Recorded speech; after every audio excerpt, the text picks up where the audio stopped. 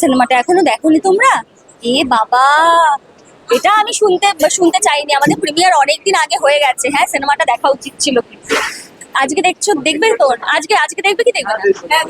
Sure? আমার তো খুবই ভালো, আমি আগের দিনই দেখেছি সিনেমাটা।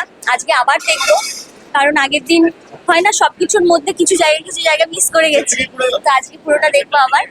আর আমি লোকের কাছ থেকে যা রেসপন্স পেয়েছি, শুরু থেকে ধরো যা গান রিলিজ হয়েছে, যেভাবে গানগুলো ভালোবাসা পেয়েছে, প্লাস সিনেমাটাও ভালোবাসা পাচ্ছে, তো এটা কি বলবো, ভালো লাগারই কথা। মানে এটা একটা অন্য অনুভূতি আর কি আমার লাইফে।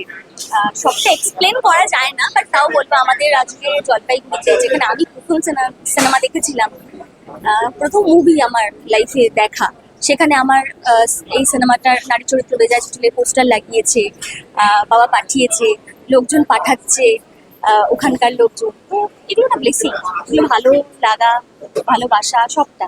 মানে আমি থ্যাঙ্কফুল সবার কাছে এত ভালোবাসা দেওয়ার জন্য।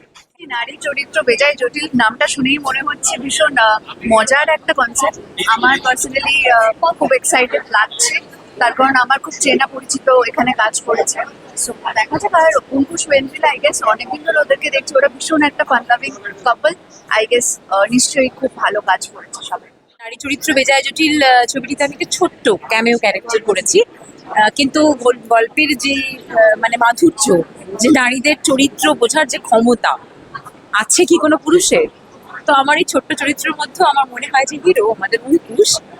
সেরকম একটা প্রচেষ্টা চালাবে বলে আমার মনে হচ্ছে। আমরা মনে হয় ছবিটা দেখে বিষয়টা জানলে আরো ভালো লাগবে। আমার মনে হয় যে ছবিটার যে মানে ওটা মানে যে গল্প আর কি, সেই গল্পটা খুবই মজার এবং আমার মনে হয় সবাই খুব এনজয় করবে।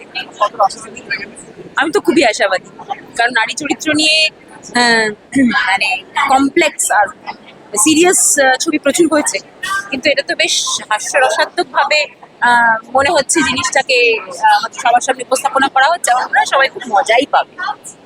Thank you.